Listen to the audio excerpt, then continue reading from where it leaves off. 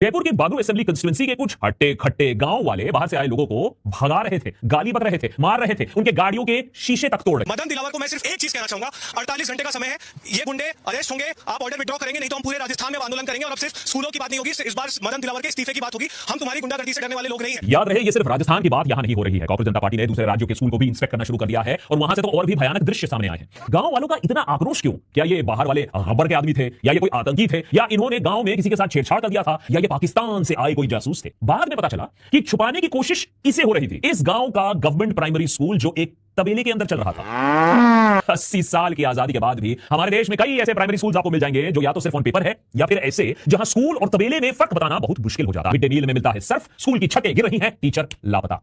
पिछले एक दशक में हर दिन हमारे देश में 25 स्कूल बंद हो रहे हैं। अब लाजमी है कि बीजेपी सरकार इस बात को लेकर काफी चिंतित है कि बड़े और छोटे कॉकरोच पूरे देश में मोबाइल फोन हाथ में लिए स्कूल्स में घुस रहे हैं और वहां की सच्चाई दिखा रहे हैं। किसी को स्कूलों की सच्चाई दिखाने से क्या दिक्कत हो सकती है भाई? क्या कांग्रेस जनता पार्टी का एजेंडा पॉलिटिकल है? अगर पॉलिटिकल नहीं है तो मैं कहता हूं पॉलिटिकल होना चाहिए। देश की शिक्षा अवस्था वेंटिलेटर पर है। अगर यह पॉलिटिकल मुद्दा नहीं है तो अभी तुरंत बनाओ इसे पॉलिटिकल मुद्दा, नहीं तो हमारे देश के सारे बच्चे आपको सड़कों पर मिलेंगे।